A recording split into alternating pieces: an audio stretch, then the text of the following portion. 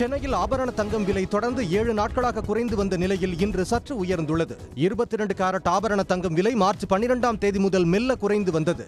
நேற்று 7வது நாளாக அதிரடியாக சவரனுக்கு 5360 ரூபாய் குறைந்து ஒரு சவரன் 1,11,200 ரூபாய்க்கு விற்பனையானது.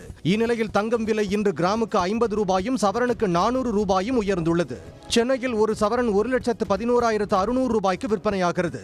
ஒரு கிராம் விலை 13,950 ரூபாய். வெள்ளியின் விலை கிராமுக்கு 5 ரூபாய் குறைந்து ஒரு கிராம் 260 ரூபாய்க்கு வர்த்தகமாகிறது. விருத்தாச்சலம் அருகே அரசு தற்காலிக நேரடி நெல் கொள்முதல் நிலையங்களில் சாக்கு பைகள் இல்லாததால் 1 லட்சத்திற்கும் மேற்பட்ட நெல் மூட்டைகள் தேக்கமடைந்துள்ளன. நெல்மணிகள் மழையில் நனைவதால் விவசாயிகள் வேதனை அடைந்துள்ளனர். முகுந்தநல்லூர், கொடுக்கூர், பழத்தோட்டம், பரவலூர் உள்ளிட்ட கிராமங்களில் அரசின் தற்காலிக நேரடி நெல் கொள்முதல் நிலையங்கள் உள்ளன. முகுந்தநல்லூர் கிராமத்தில் விவசாயிகள் கொண்டு வந்த நெல்மணிகள் சாக்கு இல்லாததால் கடந்த 2 நாட்களாக கொள்முதல் செய்யப்படாமல் தேக்கமடைந்துள்ளது. அதேபோல் கொள்முதல் செய்யப்பட்ட 10,000 நெல் மூட்டைகள் லாரிகள் இல்லாததால் அங்கேயே திறந்த வெளியில் அடுக்கி வைக்கப்பட்டுள்ளன. தொகுதி பங்கீடு தொடர்பாக புதுச்சேரி வந்துள்ள ஒன்றிய அமைச்சர் மன்சுக் மாண்டவியாவிடம் தனக்கு சீட் வழங்காதது ஏன் என பாஜக முன்னாள் அமைச்சர் சாய் சரவணகுமார் தனது ஆதரவாளர்களுடன் திரண்டதால் பரபரப்பு நிலவியது. ஊசூடு தொகுதி பாஜக எம்எல்ஏவாக இருந்த சாய் சரவணகுமார் கடந்த ஜூலை மாதம் தனது அமைச்சர் பதவியை இழந்தார். அந்த பதவி ஜான்குமாருக்கு வழங்கப்பட்ட நிலையில் ஊசூடு தொகுதியில் அவருக்கு எதிராக அரசியல் செய்து வந்த தீப்பாய்ந்தானுக்கு நியமன எம்எல்ஏ பதவி வழங்கப்பட்டது. வரும் தேர்தலிலும் தீப்பாய்ந்தானுக்கே மீண்டும் வாய்ப்பு வழங்கப்படும் என தகவல் வெளியானதும் சாய் சரவணகுமார் அதிருப்தியில் இருந்து வந்தார். இந்த நிலையில் தொகுதி பங்கீடு தொடர்பாக புதுச்சேரியில் உள்ள சொகுசு ஹோட்டலில் தங்கியிருந்த ஒன்றிய அமைச்சர் மன்சுக் மாண்டவியாவை தனது ஆதரவாளர்களுடன் சந்தித்த சாய் சரவணகுமார் தனக்கு சீட் வழங்காதது குறித்து வாக்குவாதத்தில் ஈடுபட்டதால் பரபரப்பு நிலவியது.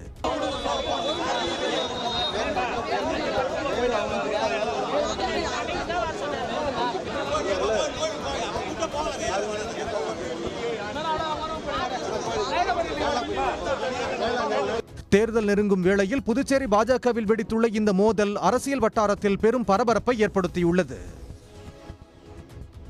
சென்னை கிண்டி சிறுவர் பூங்காவில் 20க்கும் மேற்பட்ட பறவைகள் உயிரிழந்ததால் அப்பூங்கா தற்போது மூடப்பட்டுள்ளது. இதனால் பூங்காவை காண வந்தவர்கள் ஏமாற்றமடைந்தனர். கிண்டி சிறுவர் பூங்காவில் ஏராளமான பறவைகள் உள்ளன. இங்கு வேடந்தாங்கலில் இருந்து இனப்பெருக்கம் செய்வதற்காக ஏராளமான வெளிநாட்டு பறவைகள் வந்துள்ளன. இந்நிலையில் சிறுவர் பூங்காவில் பறவைகள் ஒவ்வொன்றாக பறந்த வண்ணம் இருந்தன. கரண்டி வாயன், நாரை, கூழைக்கடா, செங்கால் நாரை, கொக்குகள் உட்பட 20க்கும் மேற்பட்ட பறவைகள் இறந்தன. இவற்றை சோதனை செய்ததில் அவை பறவை காய்ச்சலால் இறந்தது தெரியவந்துள்ளது. இதனால் மக்களின் பாதுகாப்பு கருதி பூங்கா தற்காலிகமாக மூடப்பட்டுள்ளது. வர்த்தக எரிவாயு சிலிண்டர் தட்டுப்பாட்டால் நாகர்கோவிலில் பெரும்பாலான தேநீர் கடைகள், உணவகங்கள் மூடப்பட்டிருக்கின்றன.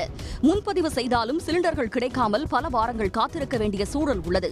இதனால் போதிய எரிபொருள் இன்றி நாகர்கோவிலில் சிறு தேநீர் கடைகள் மற்றும் உணவகங்கள் தற்காலிகமாக மூடப்பட்டிருக்கின்றன. ஒன்றிய அரசும் மாநில அரசும் வர்த்தக எரிவாயு சிலிண்டர் விநியோகத்தை சீர் செய்யவும் தட்டுப்பாட்டை நீக்கவும் நடவடிக்கை எடுக்குமாறு ஹோட்டல் உரிமையாளர்கள் சங்கம் கோரிக்கை விடுத்துள்ளனர். தொழில் ரொம்ப பாதிச்சிருக்கு.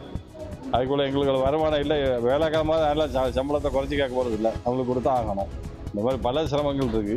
ஒரு வழி இன்னைக்கு அரசாங்கம் இருந்து சேர்ந்து உடன் அதுக்கு ஒரு மாற்று ஏற்பாடு செய்து தர வேண்டும் என்று தாழ்மையோடு கேட்டுக்கொள்கிறேன். ஒரு சில ஹோட்டல்கள் கேஸ் தட்டுப்பாடு காரணமாக விறகடுப்புகளுக்கு மாறியுள்ளன. திருச்சி வெங்கன்குடி அக்னீஸ்வரன் கோயில் நிர்வாகம் சார்பில் நடைபெற்ற மத நல்லிணக்க இஃப்தார் விருந்தில் மும்மதத்தினரும் பங்கேற்று சிறப்பித்தனர். அக்னீஸ்வரன் கோயில் நிர்வாகம் சார்பில் ஆண்டுதோறும் மத நல்லிணக்க இஃப்தார் விருந்து நிகழ்ச்சி நடைபெறுவது வழக்கம். சமயபுரம் கோயிலுக்கு வரும் பக்தர்களுக்கு நீர்மோர், பழச்சாறை இஸ்லாமியர்கள் வழங்குவதைப் போல ரமலான் நோன்பு இருக்கும் இஸ்லாமியர்களுக்கு இஃப்தார் விருந்து வழங்குவதை அக்னீஸ்வரன் கோயில் நிர்வாகம் கடைபிடித்து வருகிறது. நோன்பு திறந்த இஸ்லாமியர்களுக்கு தொழுகைக்கு பிறகு விருந்து பரிமாறப்பட்டது. இந்தியாவின் ஜவுளி நகரமான சூரத்தில் சமையல் எரிவாயு சிலிண்டர் கிடைக்காததால் பாதிக்கப்பட்டுள்ள தொழிலாளர்கள் சொந்த ஊர் திரும்பிச் செல்கின்றனர். சாறை சாறையாக ரயில் நிலையத்தில் திரளும் அவர்கள் கிடைத்த ரயில்களில் ஏறி செல்கின்றனர். ஈரான் போரால் இந்தியாவில் 20 ஆண்டுகளில் இல்லாத அளவிற்கு சமையல் எரிவாயு சிலிண்டர் தட்டுப்பாடு ஏற்பட்டுள்ளது.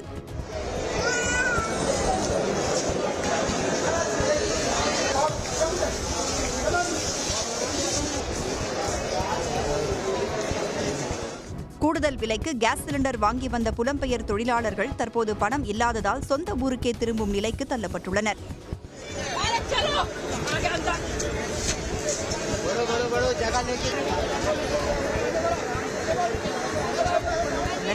இதேபோல் சுற்றுலா பயணிகள் குவியும் இமாச்சல பிரதேசத்திலும் எரிவாயு சிலிண்டர் கிடைக்காததால் ஹோட்டல் ஊழியர்கள் விறகடுப்பில் உணவுகளை சமைத்து பரிமாறுகின்றனர். இந்தியாவின் பிற மாநிலங்களில் வன்முறை நிகழ்ந்து வரும் நிலையில் தமிழ்நாடு நல்லிணக்கத்தின் பூங்காவாக திகழ்கிறது என்று முதலமைச்சர் மு.க.ஸ்டாலின் கூறியுள்ளார். ரமலான் திருநாளை முன்னிட்டு இஸ்லாமியர்களுக்கு முதலமைச்சர் மு.க.ஸ்டாலின் வாழ்த்து தெரிவித்தார். நபிகள் நாயகத்தின் நெறியில் வாழ்ந்து வரும் இஸ்லாமிய சகோதரர்களுக்கு என்றும் அரணாக திமுக அரசு திகழ்ந்து வருவதாகவும் கல்வி, வேலைவாய்ப்புகள், பொருளாதாரம், அரசியல் பிரதிநிதித்துவம், மத சுதந்திரம் என அனைத்து நிலைகளிலும் சிறுபான்மை சகோதரர்களுக்கான சமூக நீதியை நிலைநாட்டி வருவதாகவும் ஸ்டாலின் கூறியுள்ளார். இஸ்லாமிய மக்களுக்கு எதிரான சட்டத்தை ஒன்றிய பாஜக அரசு கொண்டு வரும்போதெல்லாம் கடுமையாக எதிர்ப்பதுடன் எல்லோருக்கும் எல்லாம் என்ற வழியில் நடைபோடும் திமுக அரசு அனைவரின் பாதுகாப்பையும் உரிமைகளையும் உறுதி செய்துள்ளதாகவும் முதல்வர் குறிப்பிட்டுள்ளார். இந்தியாவில் பிற மாநிலங்களில் எல்லாம் வெறுப்பு விதைகள் தூவப்பட்டு நாள்தோறும் வன்முறைகள் நிகழ்த்தப்பட்டு வரும் நிலையிலும் தமிழ்நாடு நல்லிணக்கத்தின் பூங்காவாக திகழ்வதாக மு.க.ஸ்டாலின் தெரிவித்துள்ளார். பிரிக்க முடியாத சொந்தமாக உறவாடும் அன்போடு, ஈகை பண்போடு ரமலான் பண்டிகையை கொண்டாடும் இஸ்லாமிய பெருமக்களுக்கு வாழ்த்துக்களை தெரிவித்துக் கொள்வதாக முதலமைச்சர் குறிப்பிட்டுள்ளார். கிருஷ்ணகிரி அருகே நடமாடி வரும் யானைகளை உடனடியாக வனப்பகுதிக்குள் விரட்டக் கோரி கிராம மக்கள் சாலை மறியலில் ஈடுபட்டதால் பரபரப்பு நிலவுகிறது. மகாராஜ கடை மற்றும் அதனை ஒட்டியுள்ள வனப்பகுதிகளில் வெளியேறி அருகில் உள்ள கிராமங்களுக்குள் நுழைந்து விளைநிலங்களை சேதப்படுத்தி வருகின்றன. இந்நிலையில் இன்று அதிகாலை கீழ் பூங்குருத்தி கிராமத்தைச் சேர்ந்த கொண்டப்பன், கனகப்பன் ஆகியோரை காட்டு யானை ஒன்று தாக்கியது. சத்தம் கேட்டு நிகழ்விடத்துக்கு வந்த கிராம மக்கள் காயமடைந்த இருவரையும் மீட்டு கிருஷ்ணகிரி அரசு மருத்துவக் கல்லூரி மருத்துவமனைக்கு அனுப்பி வைத்தனர். இந்நிலையில் யானைகளை வனத்துக்குள் விரட்ட வலியுறுத்தி கிராம மக்கள் கிருஷ்ணகிரி குப்பம் தேசிய நெடுஞ்சாலையை மறித்து போராட்டம் நடத்தினர்.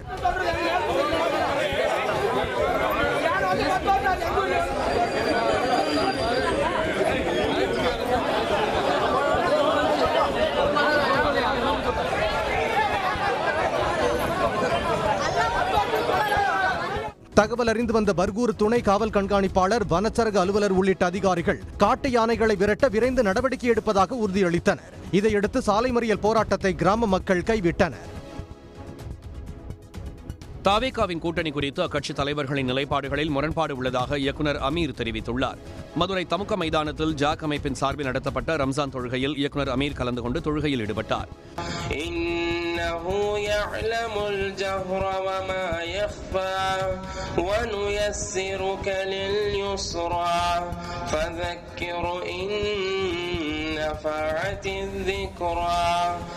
இதன்பின் செய்தியாளர்களிடம் பேசிய அவர், ஜனநாயகன் படத்தில் இருக்கும் பிரச்சனை குறித்து விஜயை தவிர மற்றவர்கள்தான் குரல் கொடுத்து வருவதாக கூறினார். தாவேகா தலைவர்களுடைய நிலைப்பாடுகளில் என்ன நமக்கு பெரிய கேள்விக்குரிய உருவாக்குதுன்னா, நாங்கள் யாரோடையும் பேச்சுவார்த்தை நடத்தலைன்றாங்க. ஒருத்தர் சொல்றாரு 90 சீட்டு 2.5 ஆண்டு முதல்வர் பதவின்றாரு. ஸோ முரண் அவங்க கிட்ட தான் இருக்கு, நம்ம கிட்ட இல்லை. தணிக்கை விவகாரம் குறித்து பேசிய அமீர், தமிழ்நாட்டில் ஒரு விதி, வட இந்தியாவில் ஒரு விதி என தணிக்கை துறை செயல்படுவதாக குற்றம் சாட்டினார். உடனுக்குடன் செய்திகளை தெரிந்து கொள்ள சன் நியூஸ் பெல் ஐகானை கிளிக் பண்ணுங்க.